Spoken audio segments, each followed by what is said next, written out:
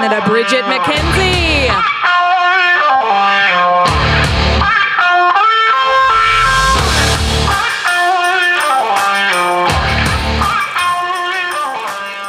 How good is CPAC?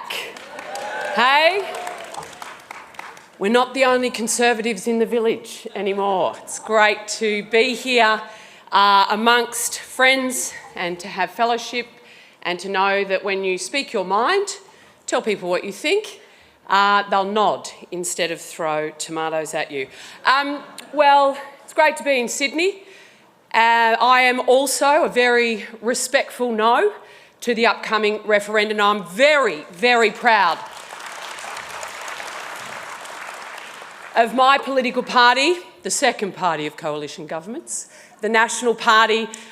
We've been on the ground, practical pragmatists, conservative values in our nation's parliaments for over 120 years. We go way back, and I'm very proud that the application of those values saw us come out last year, committed to reconciliation, but a respectful no to changing our foundational document. And we also made a very early determination that in a low emissions future, this country has to go nuclear.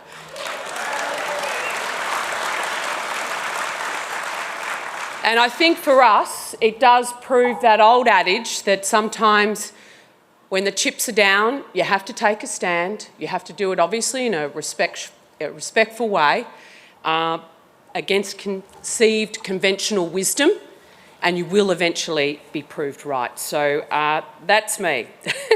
But it's great to be here with different views, different perspectives, but the one thing we are absolutely all agreed on is that we're passionate and optimistic about our country and our shared future. In October 1412, a great political hero of mine was shot in the chest while making a speech. He was exactly my age. Please don't pull out your phones. You can Google my age once I stop speaking. The bullet came from the pistol of a crazed shopkeeper who believed that President Teddy Roosevelt was responsible for the assassination of the previous president.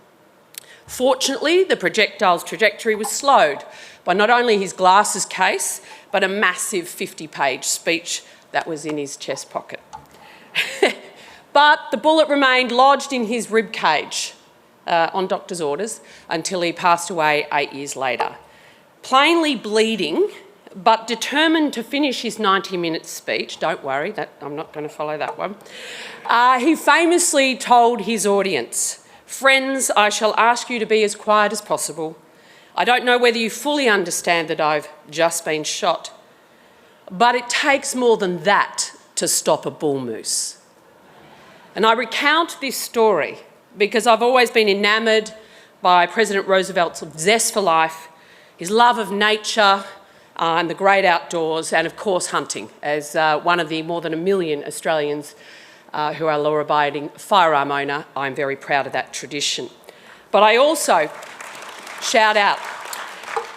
but I also recount that story as a metaphor for the collection of tribes that one might cautiously describe as conservative, centre-right of Australian politics that now hold no mainland government in this country. We are weakened, yet we are still standing. We're under attack, but we're protected by the truths close to our heart and by the people who push back and ultimately will come back to us. And the challenges before us are incredibly great. Let's not undermine it, and the referendum facing us in a month's time is but one of these. They're not just political challenges here in Australia. They're societal, and I would argue civilisational challenges. The micro often gives us a way of examining and understanding the macro, and so I just want to share a couple of anecdotes. Just last month, The Times reported that a retired Anglican vicar, I kneel at the other pew to Tony Abbott, but we are Christians one and all, a retired Anglican vicar who took up the offer from the Yorkshire Building Society to fill out their monthly online questionnaire. Reverend Fothergill politely suggested that the bank focus a little bit more on managing his money rather than gender ideology. All very polite. 4 days later, the Reverend was debanked. His online banking account was closed.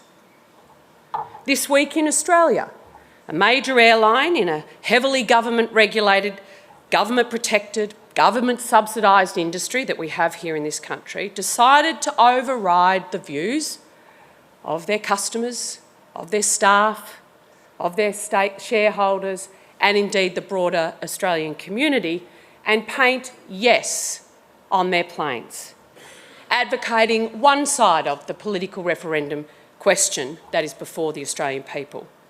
If this is not an instance of cultural collusion, of big government and big business, then I don't know what is. These anecdotes on different sides of the world are not disconnected. They're but symptoms, I believe, of a broader global malaise called stakeholder capitalism. Stakeholder capitalism was devised by the founder and executive chairman of the World Economic Forum, Klaus Schwab. Yeah, you've heard about this guy before. That's it. Give it up for old Klaus.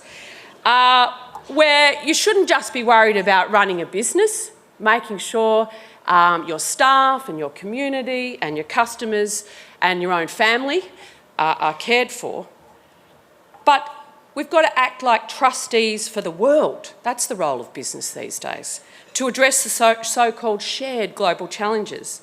These problems, we're told, are so urgent that traditional boundaries between nations are no longer relevant. The game plan is that corporate power must merge with legal and regulatory power of governments to alter the behaviour of ordinary citizens and make sure we squash any dissenting voices.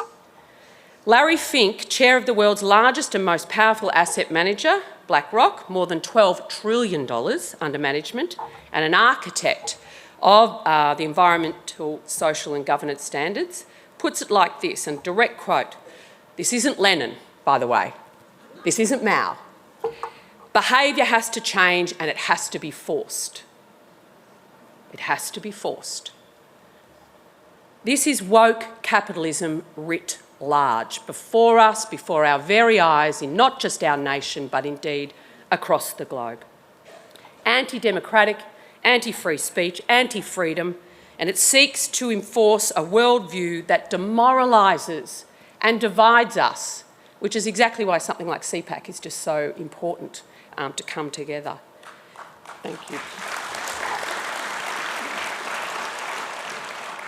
As Ramaswamy, author of Woke Inc. and Republican presidential candidate aspirant, asserts, the modern woke industrial complex divides us as a people. By mixing morality with consumerism, corporate elites prey on our innermost insecurities about who we really are. They sell us cheap social causes, skin-deep identities to satisfy our hunger for a cause and a purpose and our search for meaning in life, very human endeavours. We've been trying to do this for millennia as a species, at a moment when we lack both. How the hell did we get here? How is this, in such a short number of decades, the reality that we're grappling with?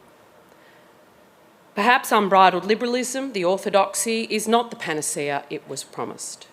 As Jacinta said, for the people outside capital cities, for rural and regional areas, it hasn't delivered all of the promise that it was supposed to. And I'm talking about extremism here. Extreme individualism and unfettered market is deeply corrosive of localism and local societies.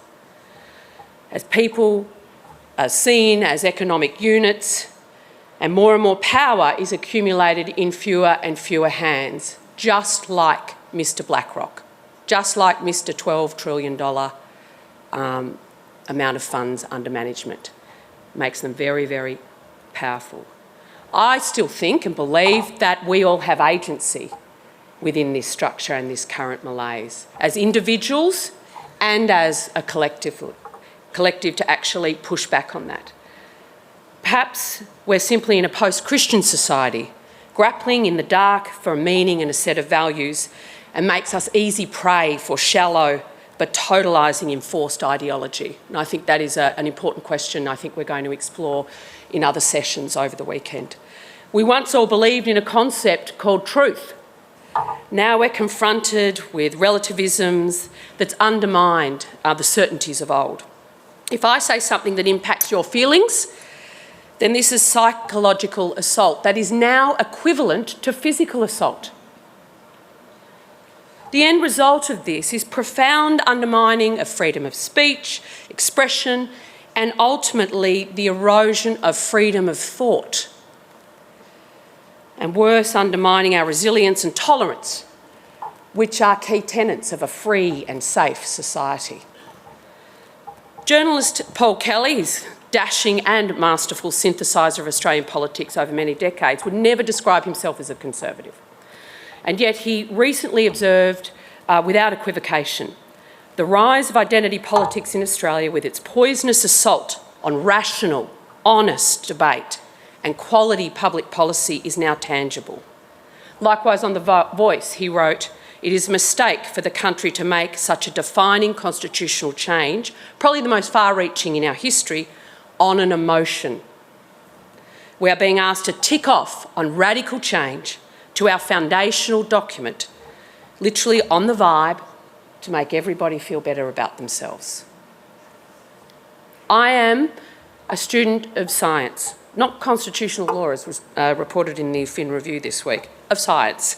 I believe in the power of science and its application to deliver practical solutions to the challenges humanity faces right now and to our human condition, to our economic and our social betterment. Thank goodness for the Scots, I say as a McKenzie, and to any other Scots in the room for that enlightenment.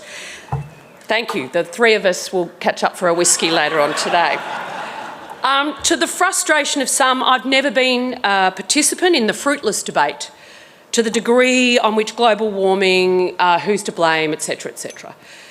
But having bludgeoned us for years about the science and scientific consensus, the solution being put forward is inherently anti-scientific. You can't pick and choose scientific method. You can't choose to conduct the experiment, the research, get the results, and ignore what it says. Rather than adopt the low emission power solutions of our equivalent Western economies and our trading competitors, I might say, like Canada, Switzerland, Sweden, France, I could go through all of them, green ideology says we must only use wind and solar, and with their inherent short shelf life. And consequently, we intend to scar Australia's prime farming lands and vegetation with at least 28,000 kilometres. I mean, it's hard to wrap your head around that. Millions and millions of hectares of solar panels and forests of windmills. We will change this nation's topography forever, and it doesn't matter whether you know someone on the farm or you don't. Our entire culture and the mythology of who and what Australia is guys and gals on horses and a Dryserbone. That's what we roll out every Olympics because it is very foundational to who this country is. But we're going to change all that. We're going to change all that. Sensible engineering and science have been set aside for ideology. We'll use science, but only when it suits us. And we all need to push back on that for a whole lot of other reasons. The golden path, apparently, is to save the environment by destroying it. Roosevelt believed in his own doctrine of the strenuous life, a life of toil and effort, that the highest form of success comes not to the man or woman who desires an easy peace, but to those who do not shrink from danger, from hardship and from bitter toil. It does not only benefit the individual, this strenuous approach to life, but it also benefits the entire country. And we know that you can have both benefits to the individual and the local community and the broader nation as a whole. To that end, he was a sportsman, a horseman, a soldier, a big game hunter, and at the same time a remarkable conservationist. Indeed, conservative and conservationist come from the same Latin derivative, and that's to protect. To protect. So rather than running from being a conservationist, like Roosevelt, I think we should all actually, as conservatives, be embracing that. Primary producers, our farmers, our fishers and our foresters were conservationists long before it was cool, long before it was weaponised as an ideology to be used against us in our own places, spaces and industries by those who seek to shut down our industrial capacity, our agricultural industries. Internationally renowned zoologist Graham Webb argues that the fundamental conflict in the conservation movement is between the users and the anti-users, asserting that conservation efforts need to be underpinned by tolerance, respect and understanding of all peoples, cultures and traditions. It's inclusive. Webb asks whether those who disregard tradition and insist on an anti-use position actually benefit from the conflict that those actions inevitably produce. This is what I mean by groups weaponising the environment for political purposes, using people's love of nature, natural love of nature. I mean, concrete has been and cities have been a very recent invention. Love of nature to recruit and fundraise to further the cause of anti-use. It may surprise anti-use environmentalists that their coterie of online activists and recruitment teams, but we have actually guaranteed the right to sustainable use of public lands by, now block your ears, but it is a UN convention, but I'm interested in weaponising that to protect our traditional cultural values. The cultural values of the high country cattlemen. I'm a descendant of the high country cattlemen in Victoria on the Alpine National Park who'd been grazing sustainably in a well-managed way for a long time, in excess of 170 years. To be thrown off that sustainable use of public land for common good and individual good. But there are cultural practices of being a cattleman, of knowing that country, that should be protected under this UN convention. And similarly, the rights of law-abiding firearm owners to head into public land, to harvest sustainably produced organic protein. And it tastes great as well, whether it's duck, whether it's fabulous venison, and I've got a great recipe for venison carpaccio if anyone wants to catch up with me later. But these cultural practices are serious. They are embedded in our community and our families, in our suburbs and our regions of this nation, and they're being trashed.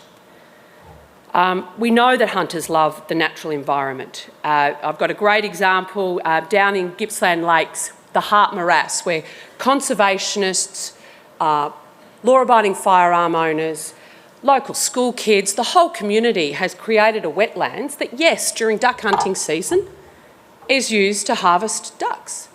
And in the rest of the year, it is a sanctuary for waterfowl because they're symbiotic, right? It's not mutually exclusive propositions here. We've got to put an and in here, not an or, for so many of the debates that we're having in this country. Others over the weekend are going to go to the heart of the woke attack on our pillars to our economic base, the mining industry and the agriculture industry, and they are fantastic speakers, and I won't go over their ground.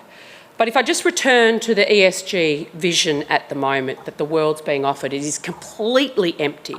It's a view where humans are parasites on the earth, sucking the world's resources. But for too long as conservatives, sometimes I think we just point at all the problems that we need to run away from the absurdities, from the contradictions, from the hypocritical nature of it, to the petty or extreme tyrannical behaviour of public officials. But I do believe as conservatives we do need to offer an alternative vision for the future, something that we can all run towards, something that we can bring hordes of other Australians running towards that vision as well. Our alternative vision, I think, is one that's shaped by those enduring values, family, and it looks a bit different family now than it might have 200 years ago, and that's life. Conservatives aren't opposed to change, right? We reflect our societies. We're part of it, we're embedded in it. Faith, community, localism, hard work and patriotism, place. Conservatism isn't just reactionary condemnations of ideologues obsessed with skin-deep differences or inflicted with climate hysteria. Conservatism isn't just about the fiscal discipline or Milton Friedman-style laissez-faire market efficiencies. In fact, it was Adam Smith. Now, we always get the invisible hand. Well, the whole point of the invisible hand is his other works, which doesn't get as much attention, which is on moral sentiments. Adam Smith was convinced of a well-functioning market, but not of its sufficiency for all the other things we need as humans. Attempts to paint Smith as an advocate of pure capitalism with complete reliance on the market mechanism guided by pure profit are misconceived. Indeed, he never used the word capitalism and was deeply concerned about inequality and poverty. Conservatives care. We care about healthy families, healthy communities, healthy country. And I'm sorry, I didn't say all that. Sen, a Nobel Prize laureate, did that. We are absolutely for free enterprise. We're absolutely for property rights, but not at the cost of our communities and all the other bits that make us human. It's about preserving what is good and true and beautiful. It's about protecting our environment and our culture and our traditions in a contemporary context. We're not opposed to change because that is what happens each and every day in a natural system and a natural ecosystem, right? Nothing is static. In fact, the Greens are like hyper-conservative. Like, let's just take a snapshot of a forest and we just want it to look like that forever. That is not how the environment operates. These values are not elite values. They are the values of everyday Australians. And standing behind me, standing behind you, are 9 million Australians who do not live in capital cities, who need their local communities and that interdependence to not only contribute to our wealth as a nation, but our cultural values as a nation. Many of us are armed. Fishers, campers, boat owners, four-wheel drivers, caravan owners, everyone that loves and participates and appreciates in our natural environment. Farmers, foresters, truck drivers, miners, small business owners, who are the backbone of our economy and our culture, yet whose very livelihoods are viewed by the elites with disdain. We are very proud of who we are. We are proud of what we do out in the regions and what we believe. There's a lot of us. And we didn't find ourselves in this current situation the last 48 hours or the last 48 weeks. At best, it's been building for the past 4 decades from the ideas of a great Italian who identified the way to control society through the elites by taking the long march through the education system, through media, through the public service. The domination of liberalism as a philosophy of the inner city elites is almost total. Yet I firmly believe that people who live in our outer suburbs and in our regions and our towns and capital cities, regional capital cities across Australia are driven differently. We're driven by different instinct, by different lifestyles and experience, by values, and these are the people that are true conservatives. Few would have ever heard of Edmund Burke, of those community. If I went out on my local town and wanted to talk about Edmund Burke, there'd be a lot of blank faces. But if I quoted this statement to them, there'd be a lot of nods.